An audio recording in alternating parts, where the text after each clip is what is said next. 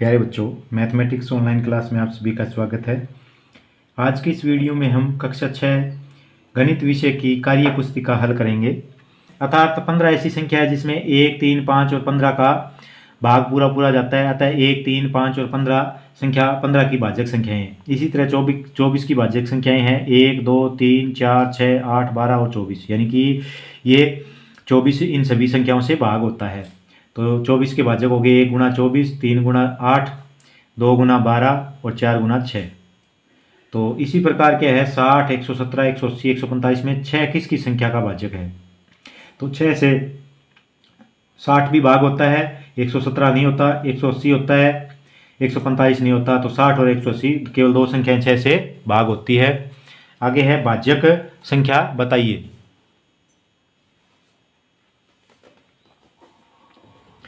तो संख्या है 15। 15 के भाजक इसमें नोट करके दिए हुए हैं। 1 से भाग होता है, 3 से 5 15, 5 से होता है, 15 से होता है। तो कितने भाजक आए? 1, 2, 3, 4। तो ये संख्या क्या होगी? भाज्य। इसी प्रकार 24 के भी ऊपर बना रखें 1, 2, 3, 4, 6, 8, 12, 24 सबसे भाग होती है, 8 भाज्यक है, भाज्य संख्या है। अब 28 के बताएंगे। 28 1 से भाग होती है, 2 से भाग होती है, 14 दूनी 28, 4 से होती है, 4 से 28, 7 से होती है, 14 से होती है, 14 दूनी 28 और 28 से भी होती है। तो कुल कितने हो गए? 1, 2, 3, 4, 5, 6 भाजक है। तो ये भाज्य संख्या है। इसी प्रकार 13 1 से भाग होती है, 2 से, 3 से, 4 से, 5 से, 6, 7, 8, 9, 10, 11, 12 किसी से भाग नहीं होती, केवल 13 से भाग होगी या 1 से होगी। तो कितने भाजक आए? 2 भाजक आए। इसलिए कौन सी संख्या है? अभाज्य संख्या है। जिस भी संख्या के केवल 2 भाजक हो वो क्या होती है? अभाज्य संख्या। और 2 से अधिक कितने भी हो, 3 हो, 4 हो, वो कौन सी संख्या होती है? भाज्य संख्या होती है। 30 है, 30 1 से भाग होती है, 2 से होती है, 15 दूनी 30, 3 से होती है, 5 से 5 6 30, 6 से 6 5 30, 10 या 30, 15 दूनी 30, 30 एकम 30, यानी इन सभी से भाग होती है। 8 भाजक है ये, तो ये भाज्य संख्या है। इसी प्रकार 23 है, ये 1 से भाग होती है या 23 से होती है और बीच में किसी भी संख्याओं से भाग नहीं होती, 2 भाजक है इसके। तो ये कौन सी संख्या रहेगी? आपकी अभाज्य संख्या रहेगी। तो इस टेबल से ये निष्कर्ष निकला कि जिस संख्या के केवल 2 भाजक हो वो अभाज्य संख्या होती है और 2 से अधिक भाजक संख्याएं हो वो भाज्य संख्याएं होती है। तो आगे एक खेल है, 480 से शुरुआत कीजिए। अगले पेज पे ये गेम है। दाएं बाएं ऊपर नीचे में जो भी संख्या 5, 6 और 8 की भाजक गुणज हो, यानी कि 5, 6 और 8 से भाग होती हो, उसी पर जाएं। जैसे पहला 636 होगा क्योंकि ये 6 का गुणज है। ऐसा करते हुए 960 तक पहुंचना है। तो ये गेम है आपका, ये टेबल है इस प्रकार की। तो इसको आपको पूरा करना है। तो सबसे पहले 480 से शुरुआत करनी है। और किसका भाजक होना चाहिए? भाजक होना चाहिए, वो गुणज होना चाहिए 5 का, 6 का और 8 का। इन संख्याओं से भाग होने वाली संख्या की तरफ ही जाना है हमें।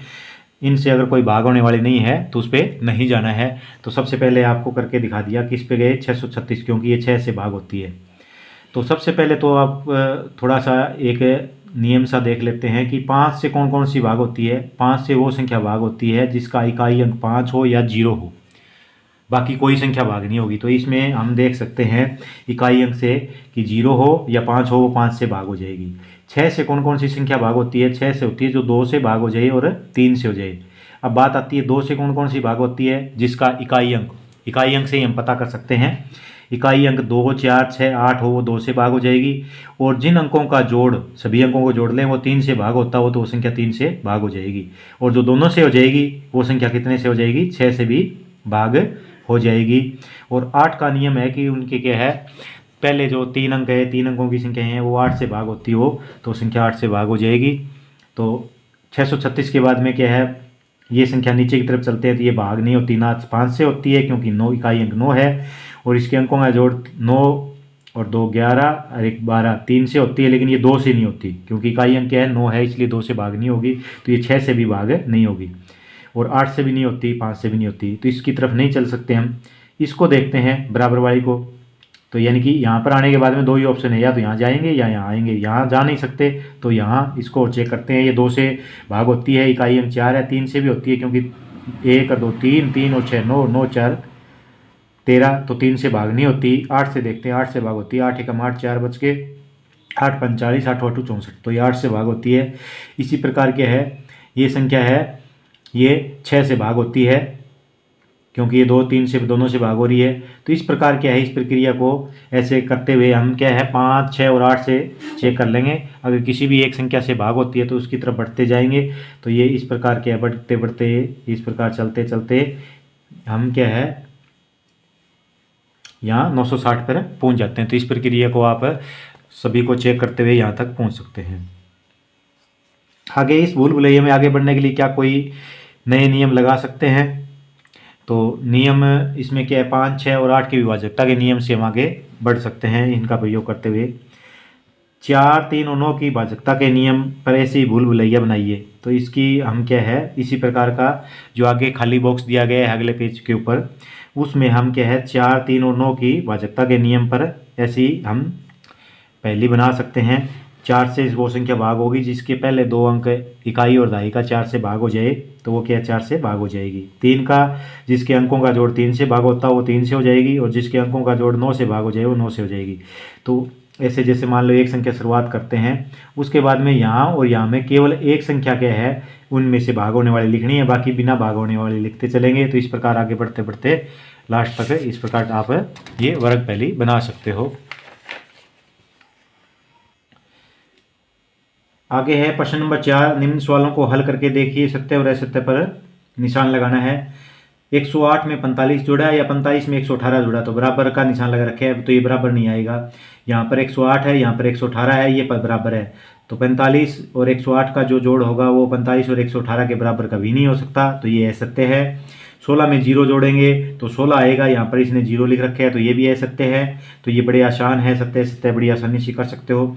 96 और 1 जोड़ेंगे तो कितना उत्तर आएगा, 97 आएगा। यहाँ पर 96 को 1 से गुणा करेंगे 96 आएगा, तो इसने बराबर लिख रखे हैं, जबकि 97 और 96 बराबर नहीं होता, तो असत्य लिखेंगे। इसी प्रकार 1 और 2 की गुणा 2 एकम 2, 2 को 3 से गुणा करेंगे 6, और यहाँ पर 3 दूनी 6 एकम 6, तो ये दोनों बराबर है। तो इसको क्या है, दोनों को बराबर आंसर आता है, तो सत्य लिखेंगे। आगे 46 को 0 से गुणा करा 0 उत्तर आ गया, 0 को 46 से करा तो 46 आ गया, तो ये गलत उत्तर है, क्योंकि 0 को भी 46 से करेंगे तो 0 उत्तर आएगा, तो ये असत्य है। आगे 5 और 4 का जोड़ किया 9, 9 में 3 जोड़ा 12, और यहाँ पर अगर पहले इसको 3 4 को जोड़ा 7 और 7 में 5 जोड़ा 12, तो इसका मतलब बिल्कुल सत्य है, दोनों तरफ बराबर उत्तर आ रहा है आपका। तो इस प्रकार इन्हें को हल करते जाएंगे। 61 जमा 60, तो ये 60 61 को कैसे लिखते हैं, 60 जमा 1 लिख सकते हैं, जमा में 62 को 60 जमा 2 लिख सकते हैं, तो इनका जोड़ करेंगे दोनों तरफ बराबर आएगा, तो ये सत्य है। 15 गुना 16, 16 गुना 15, तो 15 16 की गुणा कर लो, 16 15 कर लो, एक ही उत्तर आएगा, तो ये सत्य है, क्योंकि यहाँ पर क्रम विनिमय नियम है, गुणा के अंदर क्रम विनिमय नियम लागू होता है, चाहे 15 को 16 से गुणा करो या 16 को 15 से करो, उत्तर एक ही आता है। आगे है 6 जमा 3, कितना हो गया, पहले ब्रैकेट हल करते हैं, तो 9, 9 की 5 की गुना 45, तो इसका मतलब क्या है, ये 5 है, ये 6 से भी गुना है, और जमा में 5 3 से भी गुना है, तो 5 6 से गुना है और 5 3 से गुना है, और दोनों का जोड़ है, तो ये बिल्कुल सत्य है। इसको आप दोनों तरफ हल करेंगे तो एक ही उत्तर आएगा। आगे है 8 और 3 11, 11 और 15 की गुना आएगी, तो इसका मतलब क्या है, ये 15 है, ये 8 से भी गुना है, और 15 3 से गुना है, यहाँ पर 3 से 15 को गुना नहीं कर रखे है, तो ये क्या आपका असत्य है, गलत उत्तर आएगा इसका। 5 में से 2 घटाएंगे तो 3 उत्तर आएगा, 2 में से 5 घटाएंगे तो घटा 3 आएगा, ये बराबर नहीं है, इसने बराबर कर रखा है, तो ये असत्य है। अंतिम है आपका 65 में 0 जोड़ेंगे या 0 में 65 जोड़ेंगे, दोनों ये भी 65 रहेगा, ये भी 65 रहेगा, तो ये सत्य है। आगे चलते हैं इसी प्रकार।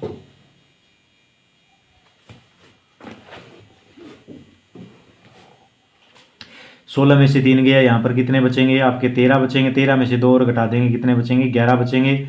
इसी प्रकार यहाँ पर इसको पहले ब्रैकेट को हल करेंगे, तो यहाँ 3 में से 2 गया 1, और 16 में से 1 गया 15, तो ये बराबर नहीं है, यहाँ पर क्या है आपके 11 उत्तर आते हैं, और यहाँ पर क्या है 15 उत्तर आते हैं, तो असत्य है। 16 में से 0 घटाएंगे 0 नहीं बचेगा, 16 में से 0 घटाने पर 16 ही बचते हैं, तो इसने 0 लिख रखा है, तो ये भी असत्य है आपका। इसी प्रकार क्या है, हल किए बिना रिक्त स्थान भरना है, तो 68 को 45 से गुणा करेंगे तो किसके बराबर आएगा, 45 को 68 से करेंगे, दोनों का उत्तर एक ही आएगा, चाहे 68 को 45 से करो या 45 को 68 से करो, क्रम विनिमय जो नियम है वो गुना पे लागू रहता है। 60 में 42 जोड़ो या 42 में 60 जोड़ो, उत्तर समान रहता है। 9 में 0 जोड़ो या 0 में 9 जोड़ो, उत्तर समान रहता है। 8 को 9 से गुणा करो या 9 को 8 से करो, बराबर रहता है। 19 को 0 से करो या 0 को 19 से करो, उत्तर क्या आता है, 0 आता है। 5 को 1 से गुणा करो या 1 को 5 से करो, 5 ही उत्तर आता है, 5 एकम 5, तो ये बिल्कुल आसान है। अब 40 और 8 48, तो 15 और 8 है तो इसमें क्या है 40 और जोड़ दें, और यहाँ पर क्या है 15 नहीं है, तो इनका उत्तर सभी का दोनों तरफ समान रहेगा, क्योंकि 15 40 8 का जोड़ है, यहाँ पर 15 40 8 का जोड़ है। आगे है 10 और 5 15, 15 को 12 से गुना कर दो, तो इसका मतलब ये 12 10 से गुना करना है और 5 को भी 12 से गुना करनी है, फिर जोड़ करना है। तो 10 की 12 की गुना कर दी, फिर क्या है 12 की 5 की गुना कर दी, इनका जोड़ कर देंगे तो बराबर उत्तर आएगा। अब 9 गुना 6 घटा 3, तो पहले ब्रैकेट हल करेंगे, इसका मतलब क्या है 9 की 6 की गुना है, घटा में 9 की 3 की गुना है, 9 की 6 की गुना, 9 की 3 की गुना और बीच में घटा का घटा आ जाएगा। 15 और 5 का जोड़ और 8 से गुना है, तो इसका मतलब 15 8 की गुना हो जाएगी पहले, फिर 8 की 5 की गुना हो जाएगी, बीच में क्या आ जाएगा दोनों का जोड़ आ जाएगा।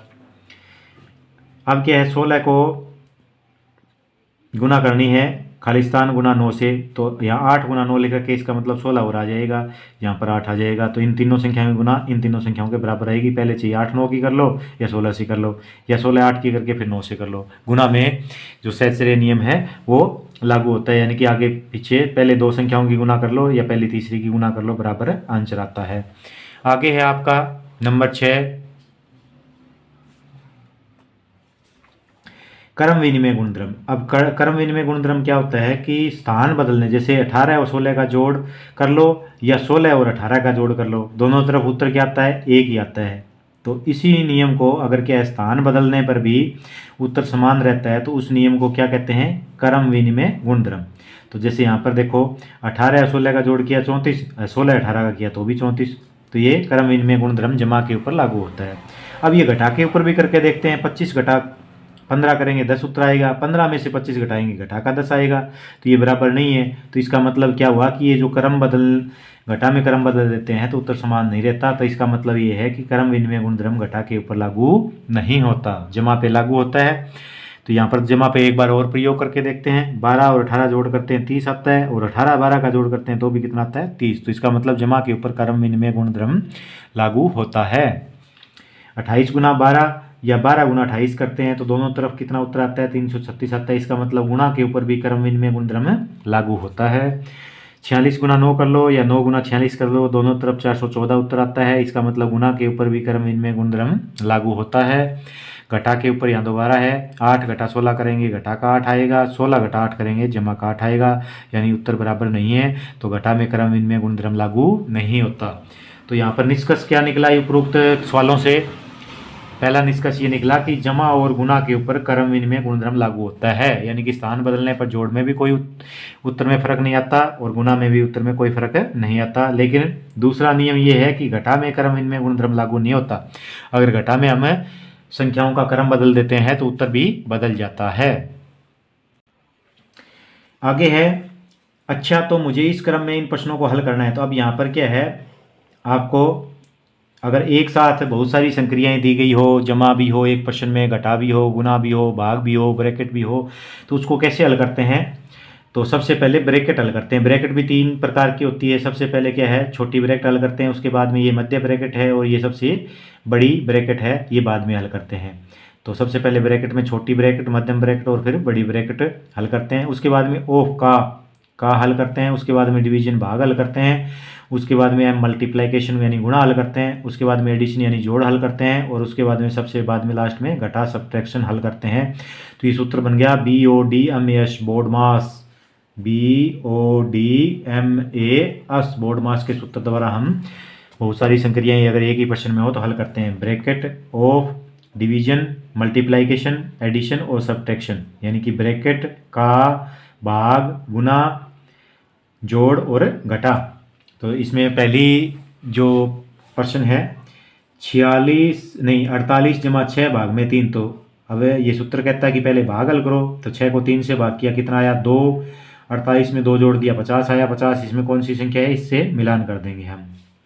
इसी प्रकार इस सवाल में क्या है, दो, एक तो जोड़ है और एक गुना है। तो गुना आपकी पहले हल होती है, क्योंकि ये देखो बोर्ड मास का सूत्र कहता है कि जोड़ की बजाय गुना पहले हल करनी है। तो गुना हल पहले किए, 3 चौके 12, 12 में 7 जोड़ दिया 19, 19 कौन सा है, ये है आपका।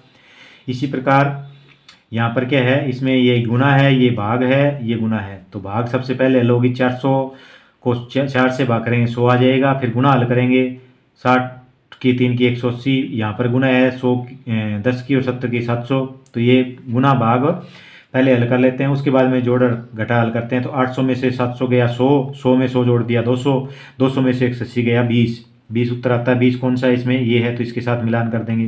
तो इस प्रकार ये सारी प्रक्रियाएं क्या कर सकते हैं, हम बोडमास के सूत्र का प्रयोग करते हुए बड़ी आसानी से हल कर सकते हैं। इसमें एक जो है ये सवाल नंबर ये आपका 8, इसमें थोड़ी सी मिस्टेक है, क्योंकि इसमें 48 भाग में ब्रैकेट शुरू 16 घटा 4 जमा 4 है। तो पहले क्या है, ब्रैकेट हल करेंगे तो 16 में से 4 गया आपके 12, 12 में 4 जोड़ दिया वापसी 16, 16 आगे क्या है 48 को 16 से भाग करना है, 16 3 48, 3 उत्तर आएगा। यहाँ पर इसमें किसी में 3 नहीं है, तो यहाँ 6 की बजाय क्या आ जाएगा, 3 आंसर आएगा। तो ये आपकी मिस्टेक है। इसके अलावा बाकी आप इसको हल करके मैच कर सकते हैं। आगे इसमें प्रश्न है 17 भाग में ब्रैकेट शुरू मध्यम 5/2 गुना ब्रैकेट छोटी शुरू 8/3 घटा 2/5। तो इसमें सबसे पहले क्या है, ये छोटे वाली ब्रैकेट हल करते हैं। इसमें लघुत्तम लेके हल करेंगे तो 3 और 5 का लघुत्तम 15, ये इसके साथ गुना हो जाएगा, ये इसके साथ गुना हो जाएगा, बीच में घटा जाएगा। तो 8 5 40 और 3 दूनी 6। तो 40 में से 6 गया 34/15। और अब मध्यम ब्रैकेट ये हल करेंगे तो इसकी गुना क्या है 5 3 15, 3 से कैंसिल और 2 से 17 दूनी 34, यानी 17/3 आ जाएगा। 17 भाग में 17/3, तो भाग की वापसी गुणा करते हैं तो रकम दूसरे का व्युत्क्रम हो जाता है, दूसरी जो भिन्न है उसका। तो 3/17 हो जाएगा, 17/3 का गुणा करेंगे, 17 से 17 कैंसिल हो गया, 3 आंसर आपका आ जाएगा। तो इस प्रकार हम बोडमास के सूत्र का प्रयोग करते हुए इसको हल कर सकते हैं। आगे नेक्स्ट पेज पे चलते हैं। नेक्स्ट पेज पे क्वेश्चन नंबर 8 है, निम्नलिखित सवालों को हल कीजिए, उनके हल के नीचे दी गई वर्ग पहले भरिए। तो पहले हम क्या है इसको हल कर लेते हैं सभी को। अब यहाँ पर गुना पहले हल होगी, 7 या 21, 21 में से 4 गया 17, 17 में 6 जोड़ दिया 23। इसी प्रकार पहले ब्रैकेट हल करेंगे, 5 में से 2 गया 3, 3 की और 13 गुना 13 3 39। इसी प्रकार यहाँ पर भाग पहले होगी, 10 को 5 से भाग किया 2, 2 की 40 की गुना 40 दूनी 80, 80 में 34 जोड़ दिया 114। तो इस प्रकार ये सारी जो है उसको बोडमास के सूत्र का प्रयोग करते हुए हल कर लेते हैं। और इनको हल करने के बाद क्या है, नीचे वर्ग पहले में आंसर भरना है। जैसे यहाँ पर सबसे पहले क्या है, एक ये भर के दिया हुआ है 23 है, तो 2 और 3 भर दिया। अब दूसरा ये जो पहला है ये दाएं से बाएं है, मतलब इस प्रकार दाएं से बाएं हमें चलते हुए भरना है। और दूसरी जो ये टेबल दी गई है इसको ऊपर से नीचे यानी ऐसे भरना है। तो नंबर 3, तो नंबर 3 वाला कॉलम कौन सा है, ये कॉलम है नंबर 3 में। नंबर 3 में आप हमारा उत्तर आ रहा था 39, तो यानी कि 3 और 9 भर दिया। अब नंबर 4 का उत्तर आया 114, तो नंबर 4 कहाँ पर है, ये है 114 में 1 1 है 4 भर दिया हमने। और आगे नंबर 8 में कितना आया, नंबर 8 में आया आपका उत्तर 148, क्योंकि पहले ब्रैकेट हल किया 18 बच के 130 में 18 जोड़ दिया 148।